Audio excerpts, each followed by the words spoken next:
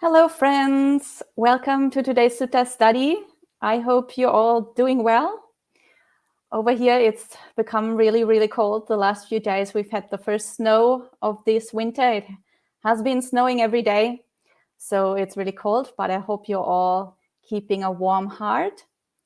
We will start today's Sutta class with the Namo Tassa as usual. Feel free to join in if you like. Namo tassa bhagavato arahato samma sambuddhassa. Namo tassa bhagavato arahato samma sambuddhassa. Namo tassa bhagavato arahato samma sambuddhassa.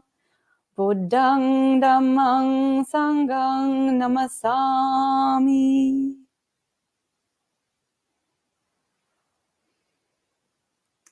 So, welcome to this morning's Sutta class.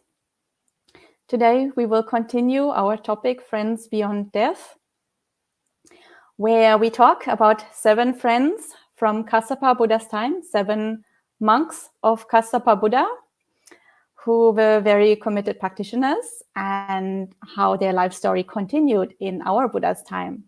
So to recap briefly, in Kassapa Buddha's time, there was a group of 7 monks, and they were all extremely committed practitioners. And they all went into the forest, and they came to a very high mountain with steep cliffs on all sides. And they climbed up the mountain, and they threw down the ladder, and they were trapped at the top.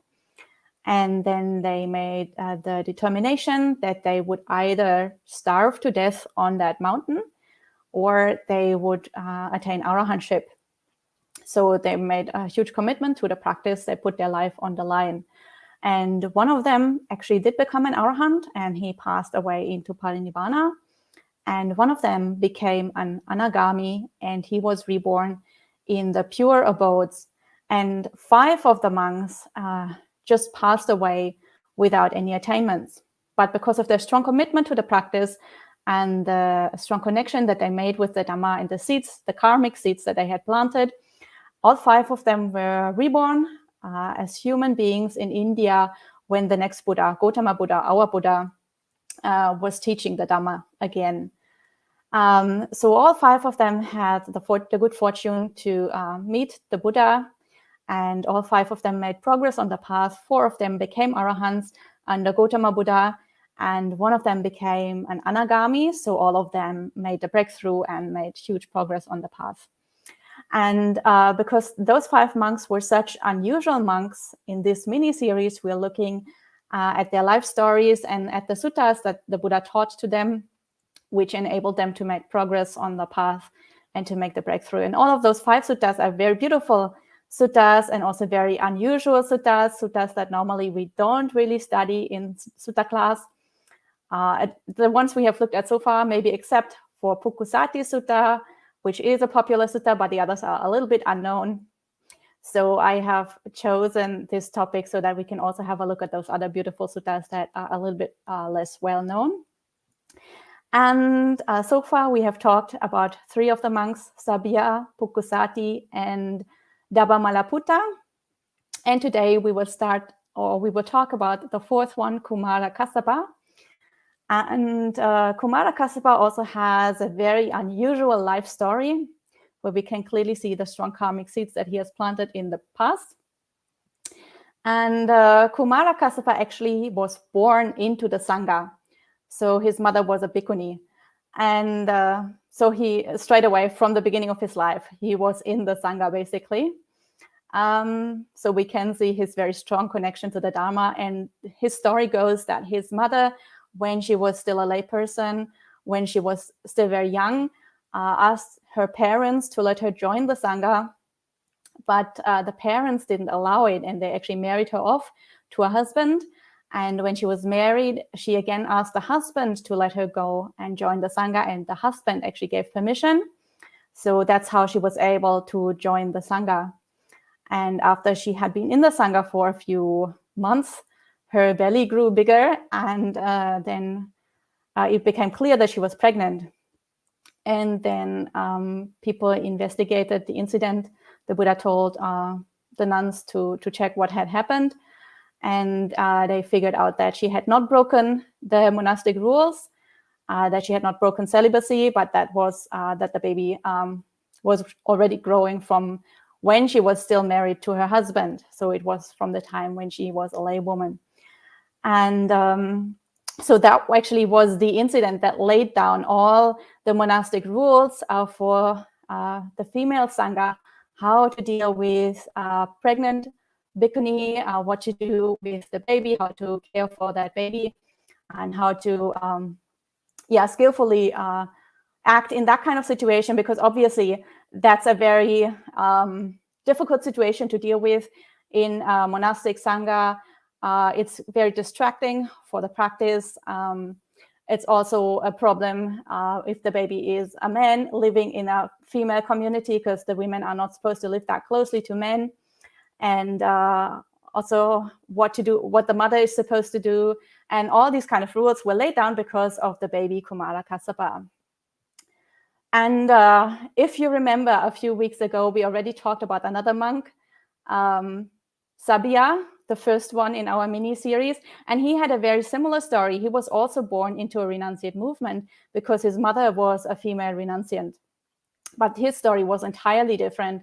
And the mother wasn't Buddhist. The mother was a non-Buddhist renunciant. She was with another Buddhist, another spiritual movement that wasn't Buddhist.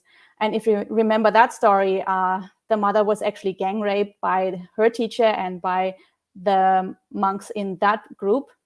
And when they found out that she was pregnant, she was expelled from the group, and she had to give birth to Sabya all alone in the forest, and then had to raise baby Sabya all on her, like all by herself, without any kind of support, being totally abandoned by her group. So their life stories were entirely different, and the experiences that they made were entirely different. So we also see how the Buddha deals with the situation, and that wasn't naturally back then. Other teachers dealt with it entirely differently, but we can also see the compassion that the Buddha had, skillfully dealing with that kind of situation and laying down those kind of rules. And so it's a very similar story of those two monks, but the situation was dealt with entirely differently. And then when baby Kumara Kassapa was old enough to be separated from the mother, when she was no longer breastfeeding him, he was raised by the King Pasenadi. That's why he's called Kumara Kassapa, or Kassapa the Prince, because he was raised by the king. And then at the age of 7, he decided out of his own volition that he wanted to join the Sangha. And so he got permission from the Buddha to join the Sangha at the age of 7. So again, we see his very strong past karma leading him to Dhamma practice. And again, we see that's very similar to the story of another monk, the one we studied last week, Dabbamalaputta. Dabbamalaputta also ordained at the age of 7. And Dabbamalaputta became an arahant also at the age of 7. But Kumara Kassapa, who we're talking about today, he took a little bit longer to make progress and become an arahant, but eventually he also did that. And so the sutta we are studying today is the sutta that the Buddha taught to him in order to help him make the breakthrough to arahantship. So the sutta we are studying today is called the Vamika Sutra, or the sutta about the anthill, Majjhima Nikaya number 23. I've put a link in the live chat. So if you want to read along, you can do that. I'm reading from Bhante Sujato's translation. And this sutta is, as I mentioned, a little bit unusual. It doesn't follow the usual structure of the teachings, like it doesn't follow the usual order of the gradual training. It uses also very unusual similes and metaphors. And the reason why it uses all this very vivid imagery is because Kumara Kassapa is also the monk who is foremost in brilliant speech. So he's a foremost Dhamma teacher. And he had a mind that was quite unusual, thinking very much in very vivid images. So the Buddha used a very unusual method of using riddles and unusual imagery because that was the most suited method for Kumara Kassapa's mind to help him make that breakthrough. And there is another sutta in the Digha Nikaya called the Payasi Sutta, where Kumara Kassapa is already an arahant and is teaching a non-Buddhist leader called Payasi. That's why the sutta is named Payasi Sutta. And Payasi is a skeptic and very difficult to teach. And Kumara Kassapa comes up with a lot of very unusual examples and very unusual metaphors to eventually sort of convince Payasi. And so we again can see his very unusual mind at work. And that's why this sutta also is so unusual. And the sutta also has 4 parallels in the Chinese canon. So from time to time, I will probably refer to them a little bit to compare. Because as the sutta is unusual, it's very interesting to have a look at different versions also. So I think we can start reading and see what this sutta is about. And the sutta begins. So I have heard, at one time, the Buddha was staying near Savatthi in Jeta's Grove, Anathapindika's monastery. Now, at that time, Venerable Kassapa, the prince, so Kumara Kassapa, was staying in the dark forest. Then, late at night, a glorious deity, lighting up the entire dark forest, went up to Kassapa the prince, stood to one side, and said. So here we have a story that is very, very similar to the one we read about Sabia, the other monk, one of the other 5 monks. And in both cases, there was a deity who came to them and helped them and tried to guide them towards the Buddha. And it is said in the commentary that this deity is that anagami friend from the time of Kassapa Buddha. So if you remember, in the time of Kassapa Buddha, there were 7 monks. One of them became an anagami and was reborn in the pure abodes. And he did not forget about the other 5 friends who were still trapped in samsara. And so when a new Buddha arose, he did everything in his power to come back and to help them and guide them towards the Dhamma and towards the Buddha. So he did that for Sabya. He again did that here for Kumara Kassapa, and we will see him again next week when we talk about Bahya, where he's also helping to guide him to the Buddha. So that anagami friend from a long time ago didn't abandon his other companions, and here he's making an appearance again, helping and guiding Kumara Kassapa. So that anagami friend now says, monk, monk, this anthill fumes by night and flames by day. The Brahmin said, take up the sword and dig, O sage. Taking up the sword and digging, the sage saw a bar, sir. The Brahmin said, throw out the bar. Take up the sword and dig, O sage. So I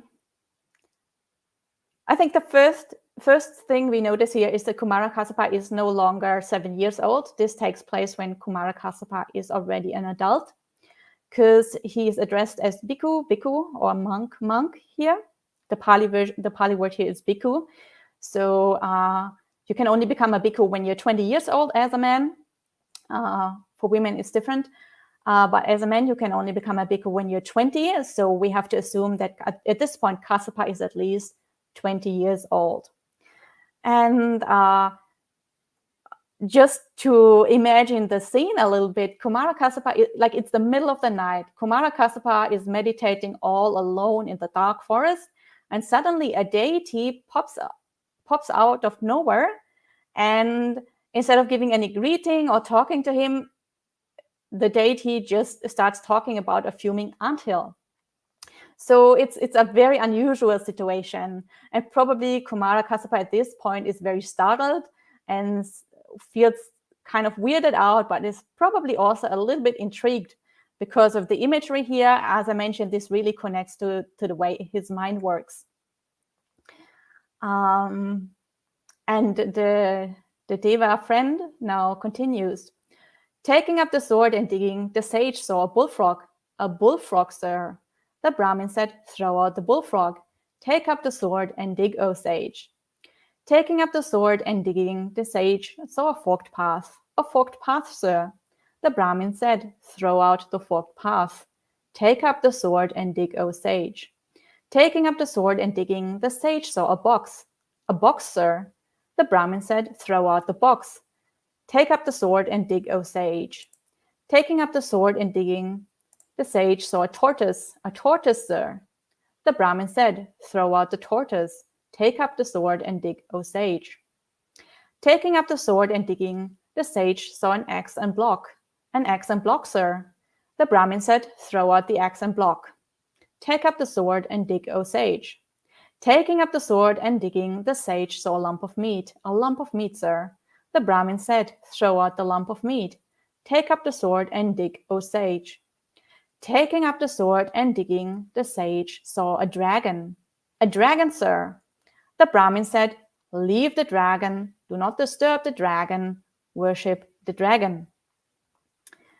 So this riddle that the deity is speaking here is the metaphor or the series of similes that are the main Dhamma teaching in this discourse. So we can already see this is very unusual. These are not similes that are used anywhere else. This is really a very special teaching given to Kumara Kassapa. And probably Kumara Kassapa at this point doesn't really understand what's going on. He doesn't really understand the teaching, but he must be very intrigued at this point. And so there's this series of things mentioned, a bar and a bullfrog, a forked path, a box, a tortoise, an axe and block, a lump of meat, and finally a dragon. So all these are later going to be similes for various categories of Dhamma teachings. And just to mention briefly, the dragon, of course, the Pali word here is naga. And a naga is a mythological creature, similar to a very, very big snake, often a water snake. So nagas usually live in water. They can transform themselves into an appearance that looks like a human being. And naga is also used in another sense for any kind of really outstanding large being. So a naga is also used for a big bull elephant, and naga is also used as an expression for an arahant, because that's the most outstanding kind of human being. So that's translated here as a dragon, to bring out the reference to the big snake and to the mythological kind of snake. And then the Deva continues. Mendicant, go to the Buddha and ask him about this riddle. You should remember it in line with his answer. I don't see anyone in this world with its gods, Maras and Brahmas, this population with its ascetics and Brahmins, its gods and humans, who could provide a satisfying answer to this riddle, except for the realized one or his disciple or someone who has heard it from them. That is what the deity said before vanishing right there. So we see the Deva friend is is first giving his former friend Kumara Kassapa this really intriguing riddle with metaphors that at this point can't be clear to Kumara Kassapa, because as I mentioned, they are not explained in any other sutta and they're not being used in any other sutta. And the deity is directly sending him to the Buddha, telling him to go and ask the Buddha about the riddle. So making the direct connection for Kumara Kassapa to finally get the teaching that will help him attain arahantship.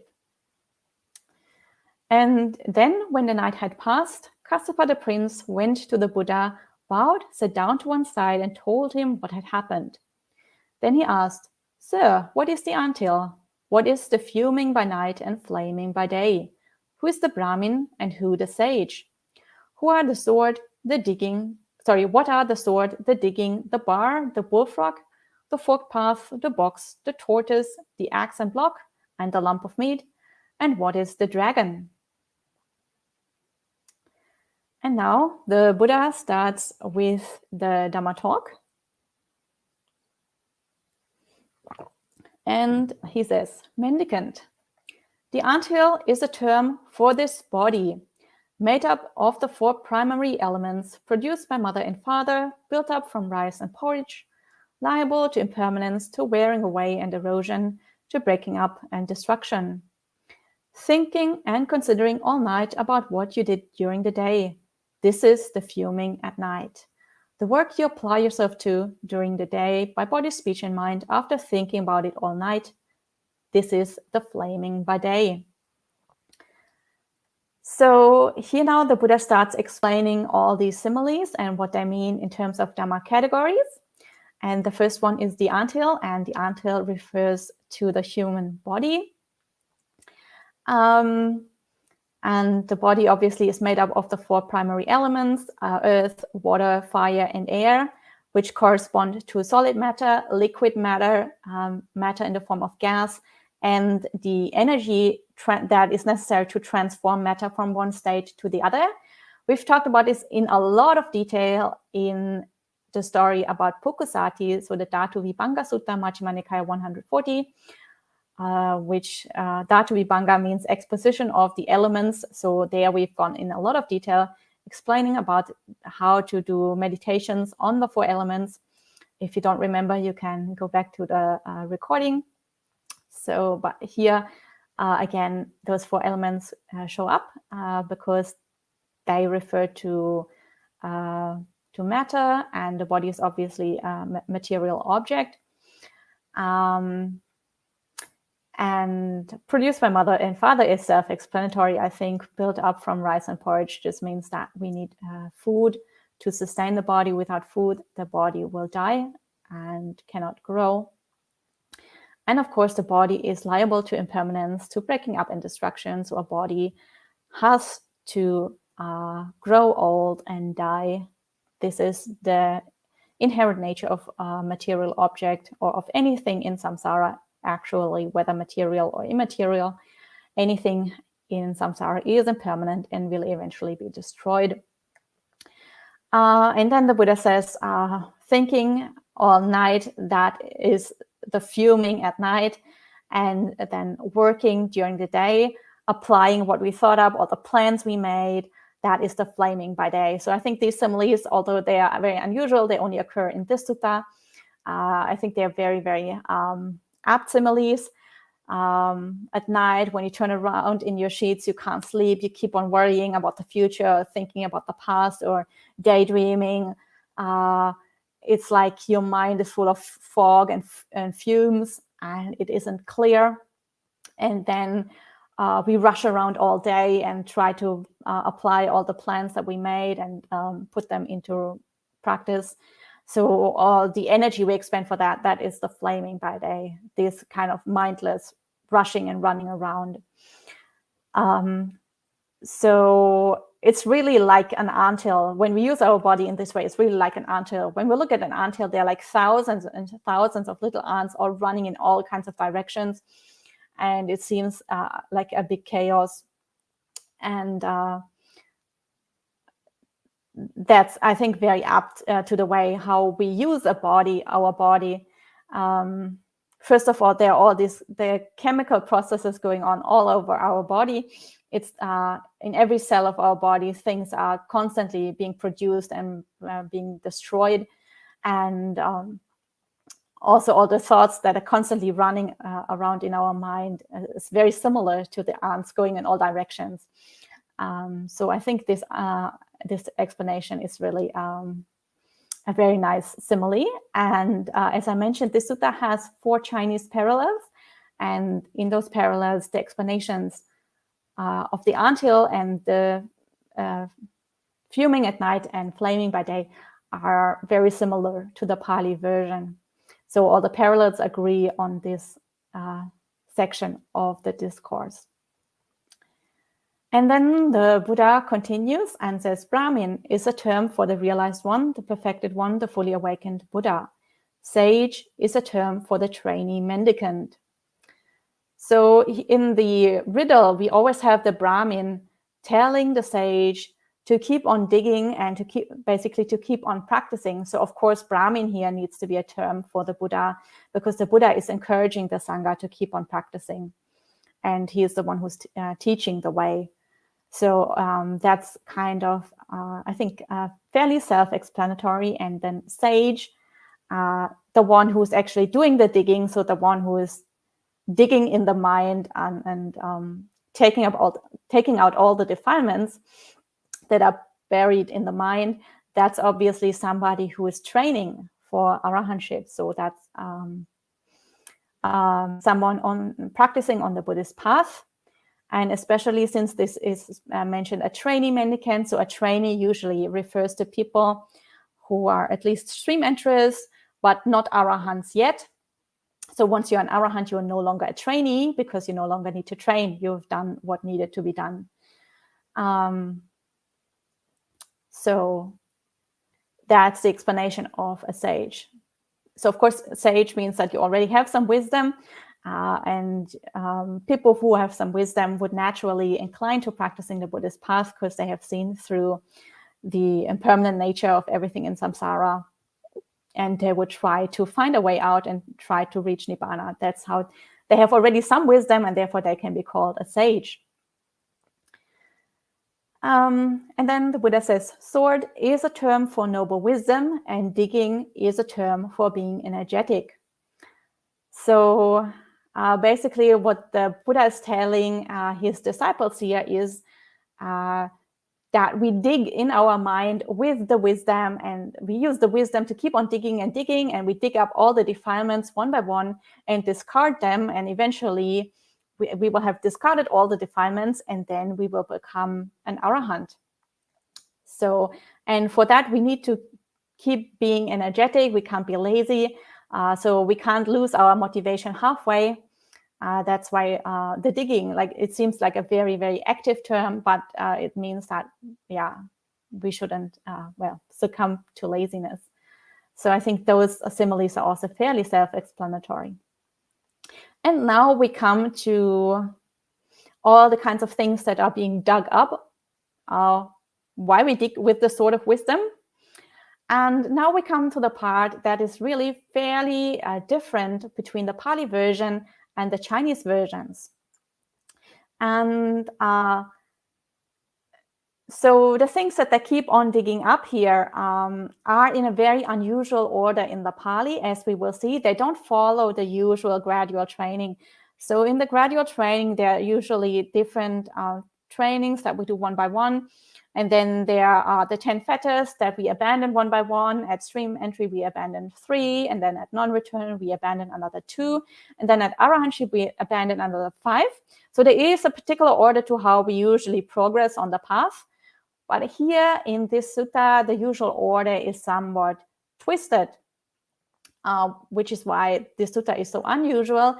And to some extent, we can say that's because Kumara Kassapa's mind was so unusual, so he needed a special approach. And to some extent, we can see that between the Pali version and the Chinese versions, the order is somewhat different. So there might also be some corruptions in the text, which explain why the order is so unusual. But let's continue reading and see what comes up. So the Buddha says, a bar is a term for ignorance. Throw out the bar means give up ignorance. Take up the sword and dig. Take up the sword, sage, and dig. So the first thing that the sage is digging up is that bar. So that means ignorance. And that is very unusual because ignorance is a very, very deep-rooted defilement. And usually that is the last one we dig up, just before arahantship. That's one of the last fetters that we would get rid of. So having this here in the first place as the first thing to dig up is very unusual. We would usually dig up a lot of other defilements first. And in the Chinese versions, ignorance is also not mentioned here in the first place. It's either mentioned much later or it's not mentioned at all. So this might be a corruption in the Pali text to have ignorance here mentioned in the first place. Yeah, and as for the reason why is a bar a metaphor for ignorance, probably because it bars us from seeing reality as it actually is, or from going further on the path, or from really breaking through to arahantship. That's why maybe ignorance is compared to a bar here. And then the next simile is a bullfrog, and bullfrog is a term for anger and distress. Throw out the bullfrog means give up anger and distress. Take up the sword and dig, O sage. So I think bullfrog as a term for anger and distress, this is pretty clear. A bullfrog is a pretty big frog. Most people would find it somewhat appalling, not a very pleasant animal. And it's croaking very loudly, and the croaking is also somewhat an unpleasant sound. It can sound very angry. So it's kind of not difficult to understand why a bullfrog might be a metaphor for anger and distress. Frogs are also somewhat, often appear to people, somewhat ugly. And anger and distress can make your face quite ugly. So I think it's not difficult to understand why the Buddha picked this kind of simile. And of course, giving up anger and distress is something we need to do while we progress on the path. So that simile, I think, is quite easy to understand. And then the next one is the forked path. A forked path is a term for doubt. Throw out the forked path means give up doubt. Take up the sword and dig, O sage. So a forked path for doubt, I think, is also easy to understand. When there is a forked path, we don't know which way to go. There's a lot of doubt. We are insecure. We are unsure. We can very easily get lost when there is a forked path. So that's a very easy to understand simile, I think, as well. The order, again, is very strange. Usually doubt is one of the three fetters that we give up at stream entry. But the fetter of ill will that is connected to anger is a fetter we only give up at non-return. So why anger is mentioned here before doubt is a little bit unusual. I'm not sure. As I mentioned, it seems that maybe the order in the Pali version is a little bit messed up. Then the next simile is a box, and a box is a term for the 5 hindrances. That is the hindrances of sensual desire, ill will, dullness and drowsiness, restlessness and remorse and doubt. Throw out the box means give up the 5 hindrances. Take up the sword and dig, O sage. So now the sutta tells us to give up the 5 hindrances. The 5 hindrances, obviously, some of them have already been mentioned. So doubt is one of the 5 hindrances we've just talked about. Then anger it comes under the hindrance of ill will. So we've just talked about anger when we talked about the bullfrog. And then sensual desire, another hindrance, is something we will talk about a few similes down. So here it seems this is a category that also comprises some of the other terms that are mentioned separately in other similes. So yeah, some of the things seem to be mentioned several times here. But of course, generally, we need to overcome the 5 hindrances when we make progress on the path. And the reason why the 5 hindrances are compared to a box, I think, is because when we are enmeshed in the 5 hindrances, we can't see clearly. It's like our mind is imprisoned. We don't have a wide overview on what's going on in our mind. We can't really see reality as it actually is. It's like our vision is really impaired. And we can't really see out of the box. We can't really see, have a broad overview of what's going on. I think that's why a box, the kind of being imprisoned in there, is a term for the 5 hindrances.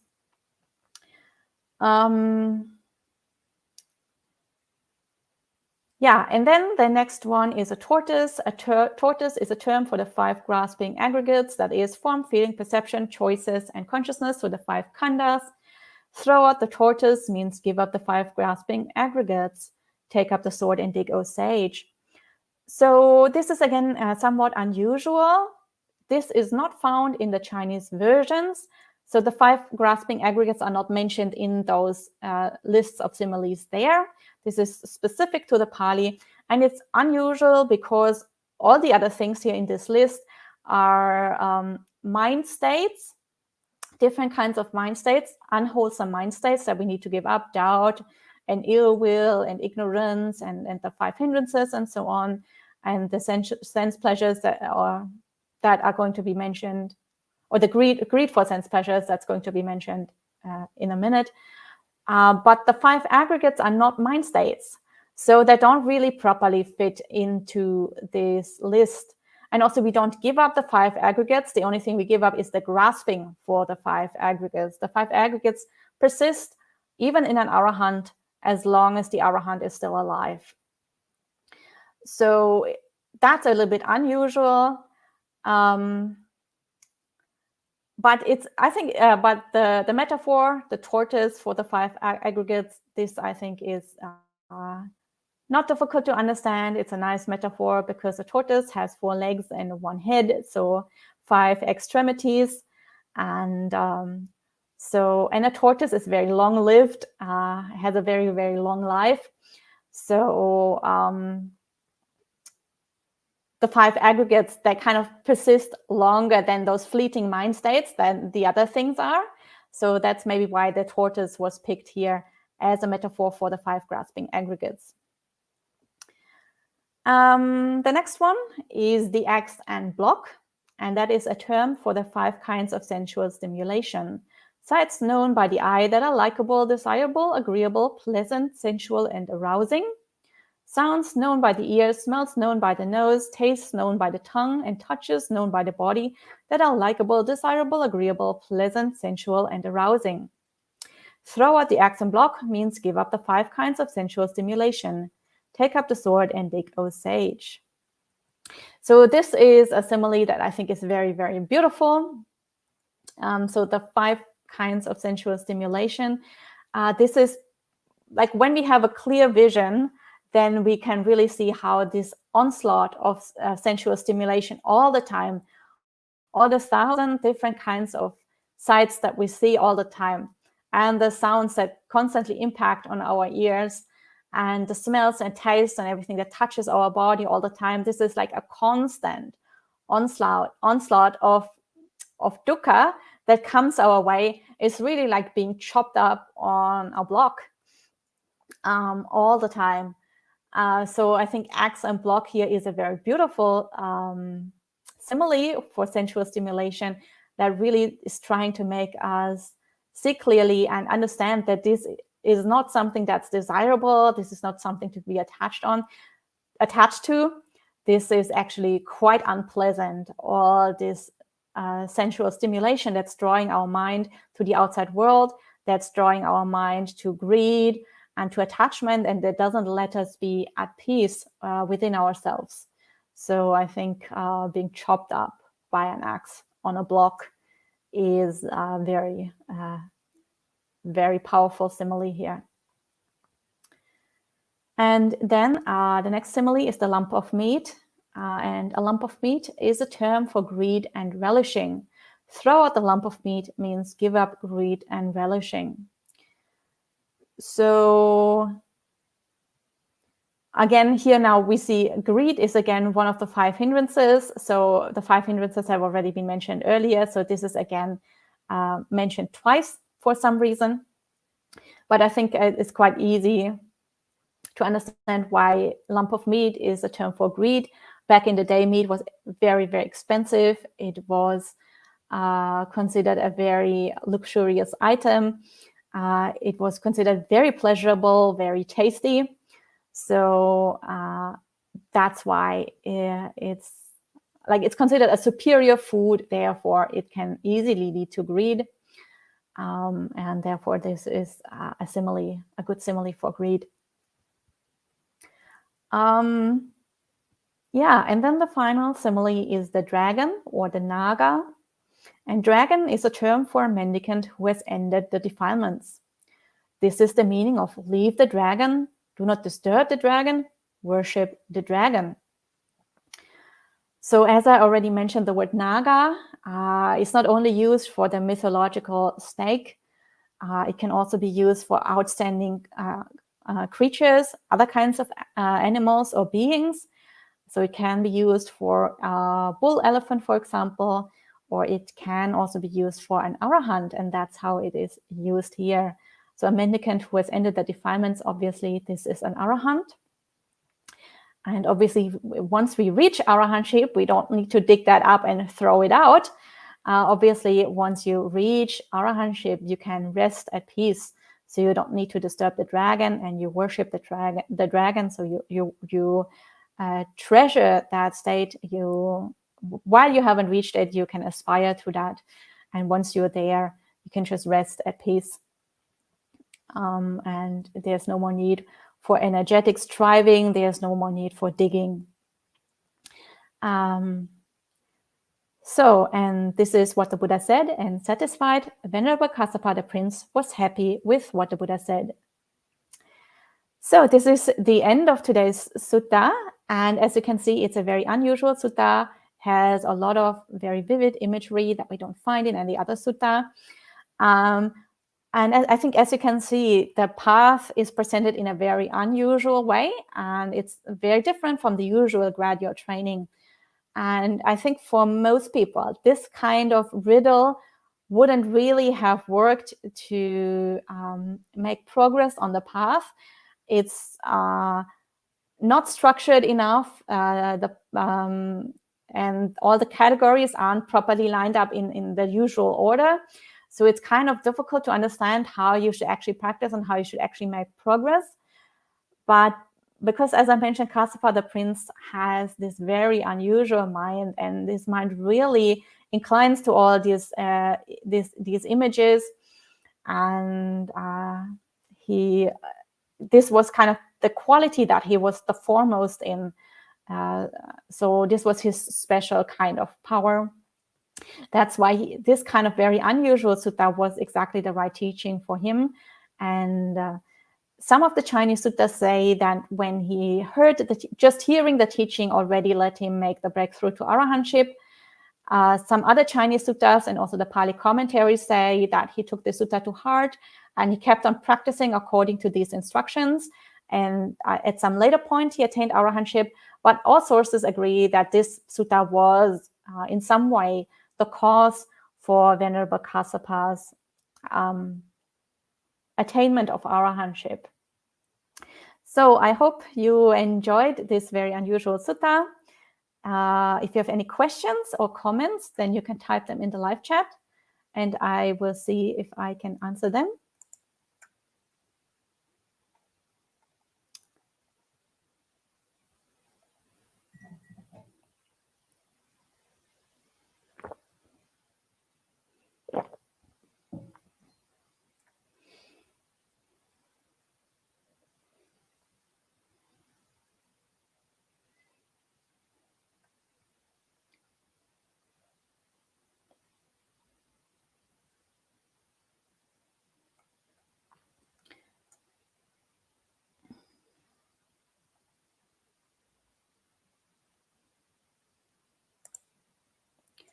So says, Dear Venerable, is it that ignorance here is talking about ignorance of not knowing Buddha's teachings? Wounded by suffering day and night, one seeks Dharma, gives up anger, fire, hindrances, and grasping. Yeah, maybe. I mean, ignorance obviously has different levels. So in the beginning, when we don't even have the Buddha's teaching, we are totally enmeshed in ignorance. And then wisdom slowly develops. And as we develop more and more wisdom, ignorance decreases more and more. But ignorance does persist until until just before arahantship. So even non-returners have some kind of delusion in their mind. So I think the ignorance here has different levels. And as I mentioned in some of the Chinese suttas, ignorance comes much later in this order. So they dig up other things first before they come to ignorance. And I think some of the parallels don't mention ignorance at all as something to be dug up. So I think the probably the most reasonable way to understand is that the order in the Pali was a little bit messed up. But certainly, I mean, there are different levels of ignorance. So one of the levels of ignorance certainly is also what you mentioned, not knowing the Buddha's teaching. And as we develop wisdom and come out of ignorance a little bit, then we start practicing Dhamma. And as we practice Dhamma, eventually we will give up anger and the 5 hindrances and grasping and so on. But even that, I mean, even that is at different levels. Anger is only finally given up at non-return. So that's even that is a very high stage.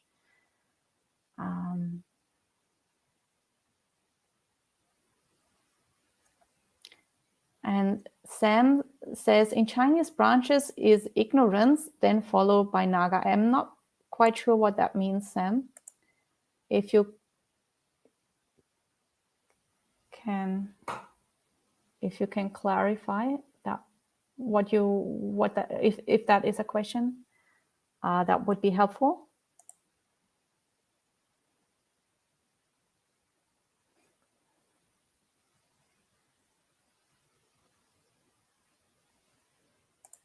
So Madalena asks to share her message. So I'm sharing her message on the screen. Thank you very much, Venerable, for sharing these very interesting sutras. They're very inspiring and encouraging. Please share them here in the message.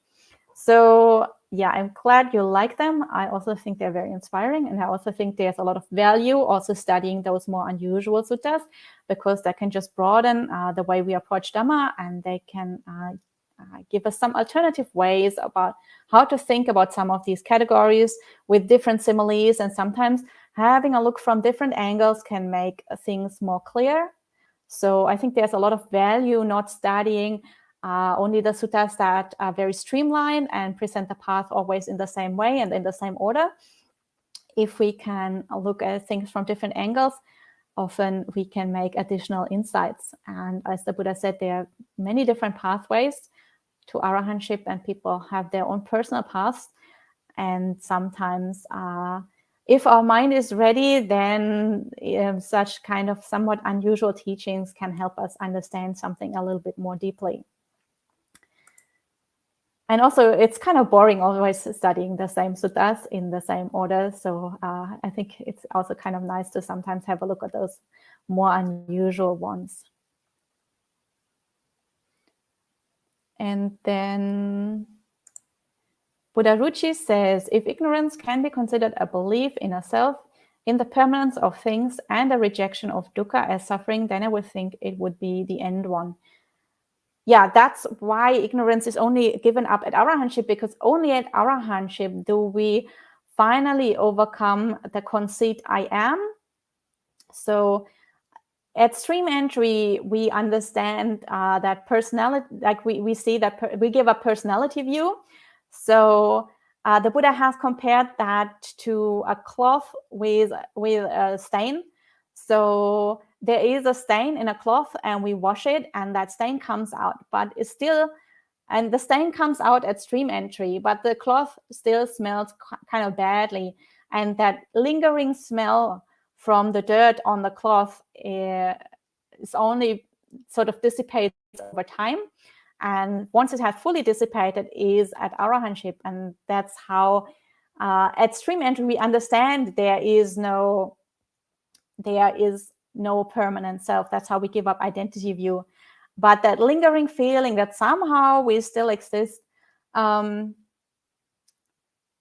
it's not an intellectual belief, but it's a lingering feeling. That only we give up at arahantship. So for that reason, we still have the conceit I am until arahantship. And for that reason, some kind of ignorance still persists until arahantship. So some of the things that you mention here are given up at stream entry. So belief in self as I mentioned, personality view, Sakaya Ditti, is given up at stream entry. So the belief in self is kind of given up at stream entry, but the feeling somehow vaguely that I exist continues on for a while. And also the belief in the permanence of things and rejection of dukkha, this is also what we give up at stream entry. At stream entry, we fully understand the three characteristics, anicca, dukkha, anatta. But some kind of ignorance still persists until arahantship. We only give that, this is one of the fetters that we only give up at arahantship. So yeah, from other teachings, from other suttas, we do know that ignorance continues on until arahantship.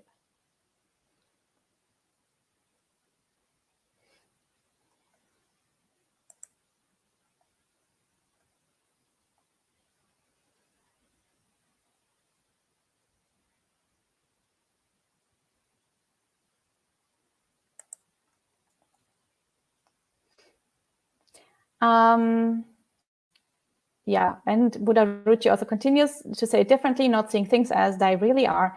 That would be the end result of practice, I think. Yeah, again, stream entry already does say,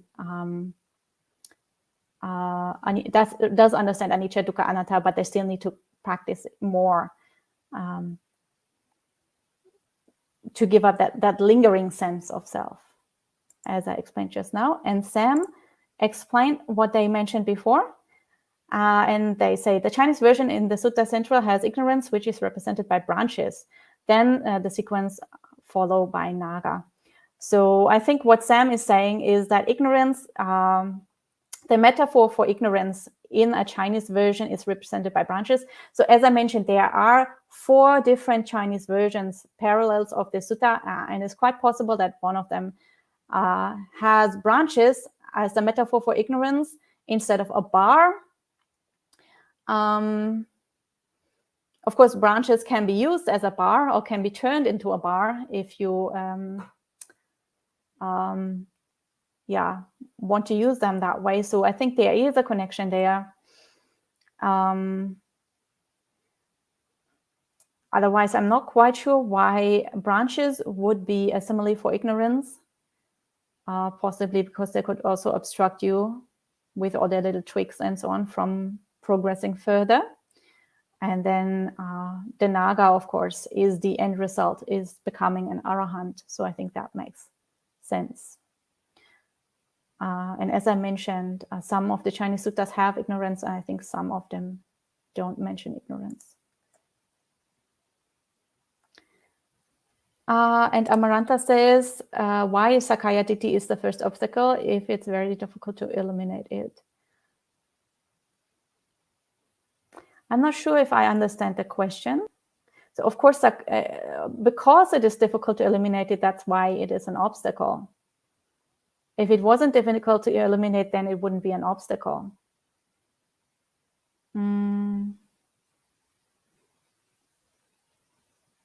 But if you haven't even gotten that far, then you can't make a breakthrough to stream entry. So stream entry is basically when you enter into the path of practice, when you become a trainee. Before stream entry, the Buddha doesn't even call you a trainee yet, because at stream entry, you have right view. And when you have right view, you will not lose the motivation to practice anymore.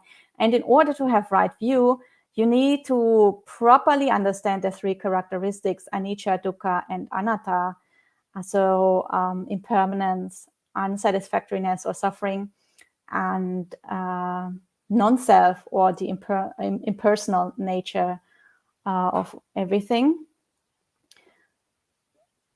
So if you don't understanding Sakaya Ditti is very closely linked, understanding or giving up Sakaya Ditti is very closely linked to understanding non-self. So these are basically 2 sides of the same coin. If you understand non-self, then you give up identity view or personality view, Sakaya Ditti. And if you don't understand that, then you can't have the right view that you need for stream entry. So all of this is kind of linked together. For that reason, Sakaya Ditti is, I think your question is why, if Sakaya Ditti is so difficult to understand, why isn't it a later obstacle? Why is it the first one? Because it is fundamental to acquiring right view. And without right view, you cannot be a trainee. You cannot be a stream enterer.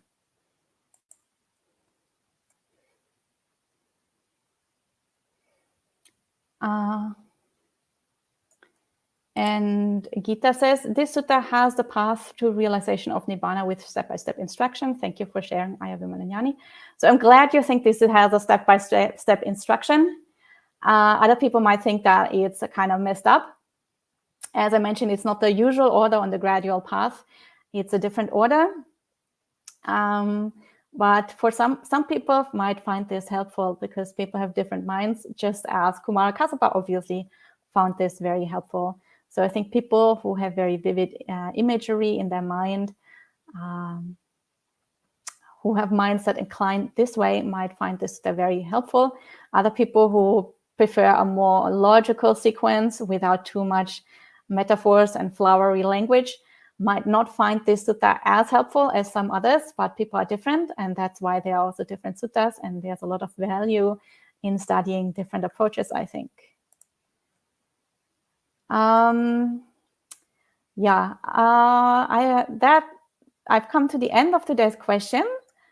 So today there were quite a few questions where I wasn't so sure if I understood them correctly. I hope I answered all of them properly.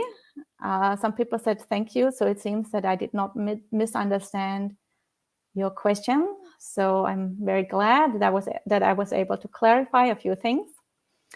And next week, we will do the last sutta in our series, and we will talk about the fifth monk, which is Bahya Daruchirya, also a very famous monk. And the sutta we will study then is a very famous sutta. I think most of you will probably be familiar with it.